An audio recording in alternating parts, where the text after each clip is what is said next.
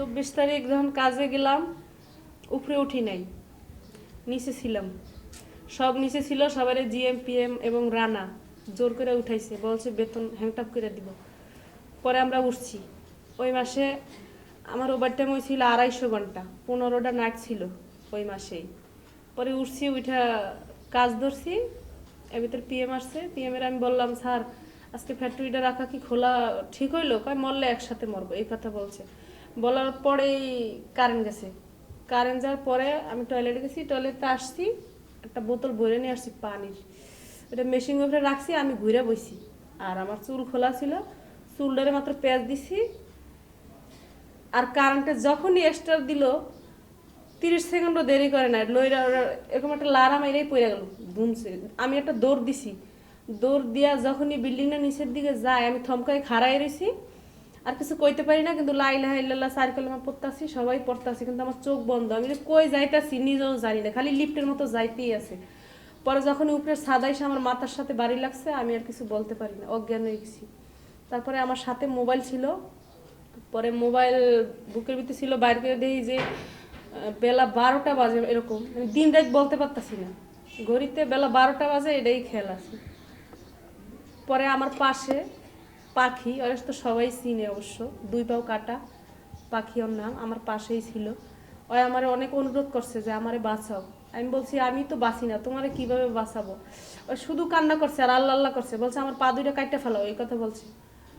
পরে ওখানে অনেক লাশ, একজনের মাথা ফাইটটা গিলু মিলু বাইরে ওইটি আমাকে গায়ে এসে লাগছে। পরে আরেকটা লাশ 2 বাজ হয়ে পড়ছে, মাথা আর পা একসাথে 2 বাজ হয়ে রয়েছে। পরে ওই লাশটার জন্য আমরা যাইতে পারতেছি না, এমনভাবে পড়ছে বিল্ডিংটা, বসতে পারতাছি না, শুইতেও পারতাছি না, এরম হয়ে রয়েছে। পরে ওখানে অনেক কান্দাকাটি করতেছি। পরে ওই লাশটারে পা ধইরা এমন জোরে ইয়া দিছি, ওই দিক দিয়ে আমি ডিমের তলে মাথা ঢুকাইছি, ঠিক এতটুকু পরিমাণ উঁচা, এটুকু গেছে, এটুকু যায় না।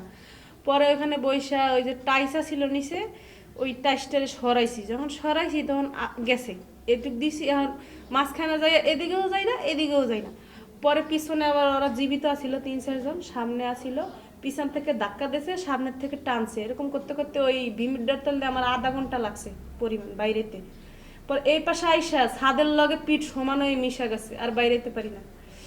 পরে পানির তৃষ্ণা তো লাগছেই, আমার দমটা মনে হয় বাইরে যাইতেছে, এরকম লাগছে। পরে ওরকম করতে করতে প্রায় 5-6টা বিম পারাইছি। খালি শুনছি যে জায়গা বাইরে যায় সেই জায়গা গেছি, কিন্তু বাইরে যেতে পারি না। পরে লাস্টে এরকম করতে করতে করতে করতে অনেক কান্দাকাটি করছি, ভিতরে মানত করছি, মিলাদ দিছি, কোরআন শরীফ, এগুলো অনেক কিছু করছি। কেউ কোরআন পাঠ করছে, আবার অনেকে ভয়ের সরে পায়খানা করে দিছে, পেচ্ছাপ করে দিছে।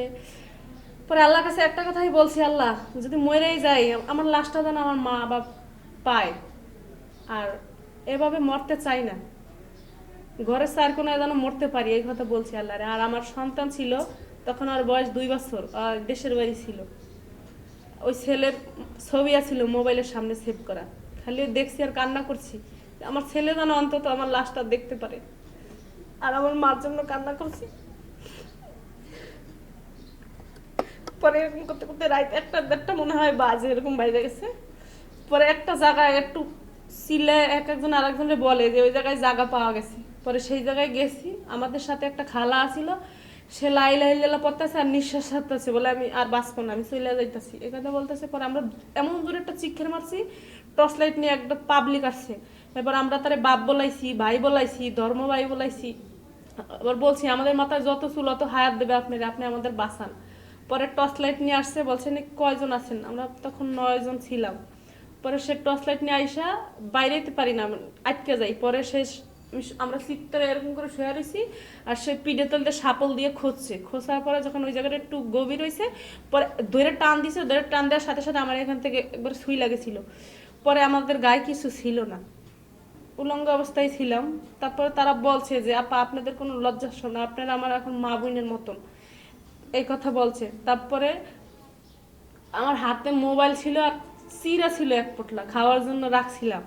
পরে আবার খাই নাই, যে চিরা খাইলে তো এমনি পানি তৃষ্ণা দম, আমি সারাদিন একটু পানি পাই নাই, রাতে 1-1:30 পর্যন্ত পানি ছাড়াই ছিলাম।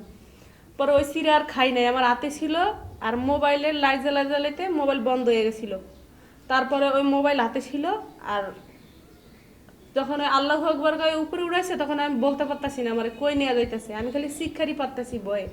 পরে আর্মিরা বলতাছে কোনো ভয় নাই ভয় নাই, আপনি কি খাবেন? আমি পানি খাবো। পরে যখন অ্যাম্বুলেন্সে শোয়াইছে আস্তে আস্তে করে চোখ মিলা দেখি যে গাড়ির ভিতরে। পরে হেগো জিজ্ঞাসা করতেছি আমার পানি দিবেন? পরে আর্মি আমার মাথা ফুইলা এরকম হয়ে গেছে, ফুইলা আমার পায়ে আঘাত লাগছে, আমার হাত ভাঙ্গা, এখানে রড ঢুকছে। পরে এরা বলতেছে আপনি কোনো নাম্বার বলতে পারবেন বাসার? আমি বলি হ্যাঁ পারবো। পরে আমার হাজব্যান্ডের নাম্বার বলছি, আর আমাকে নিয়ে গেছিলো নবীনগর সিএমএক্স ক্যান্টনমেন্টে ভর্তি করছিল। ওখানে 2 দিন ছিলাম, থাকার পরে আবার বাসায় আসি, আইসা আবার অসুস্থ হয়ে যায়, পরে আবার নিয়ে ভর্তি করে, তারপরে আরও 5-6 দিন থাকি, তারপরে আবার বাসায় আসি। উৎসাহটা পাচ্ছি, আমাদের বিভিন্ন জায়গায় আলোচনা হয়েছে, আমরা মানসিক চিকিৎসা দিছি, এখনো দেই বর্তমানে মানসিক চিকিৎসা। তারপরে অনেক অনেক জায়গায় ট্রেনিং হয়েছে, এরা আমাদেরকে বুঝাইছে জীবন কখনো থেমে থাকে না, জীবন চলবেই, জীবন চলাইতে গেলে দুর্ঘটনা আসবেই, নানান রকমের দুর্ঘটনা হবে, কিন্তু এগুলো ভুলে যেতে হবে, নতুন করে জীবন শুরু করতে হবে। আমরা কিভাবে নতুন করে শুরু করবো? একটা মানুষের জীবনে দুর্ঘটনা থাকতেই পারে, তাই জন্য যে আমরা পিছিয়ে পড়ে থাকবো তা না, যে কোনো একটা জিনিস করতে হবে, খাইতে হবে। আমি জীবনের স্বপ্নে দেখে আমার মুদির দোকানটা আমি অনেক বড় করতে চাই, স্টানে যেরকম দোকান আমার দোকানটা ওরকম বড় করতে চাই। কত বড়? অনেক বড় করতে চাই, মানে আমার দোকানে যেন এমন মুদি দোকানে চাহিদাকেও পূরণ করতে পারে না, তারপরও মানে আমার দোকান থেকে যেন কোনো কাস্টমার ফেরত না যায়, আমি এটাই চাই, যেন আমার দোকানে সম্পূর্ণ পরিমাণের মতো মাল থাকে। আপনার দোকানে প্রত্যেকদিন কত লাখ টাকা বিক্রি হলে আপনি খুশি? চাহিদার তো কোনো শেষ নাই, তারপরে মনে করেন স্টারে তো কমছে 80,000, 90,000, 1 লাখও বেশি, আমি অত চাই না, আমার দোকানে 50-60 হইলেই হইব। আচ্ছা, আপনার যদি এরকম হয় যে আপনি অনেক টাকা হয়েছে, আপনার এখন সামর্থ্য হয়েছে, যে আপনার সাথে যারা আহত হয়েছিল তারা অনেকে অনেক কিছু করে না, তাদের জন্য কি করবেন? তাদেরকে পারবো আমি বুদ্ধি দিতে, এটা করো, এটা করলে ভালো হবে, এভাবে যেও না, এটা পারবো। এখন কি করেন এই কাজটা? করি, অনেকেরে বলি এই কাজ করলে ভালো হবে। এখন গার্মেন্টস না করে যদি একটা টেলার, বা আমি পারি, আমি ওরা শিখাবো।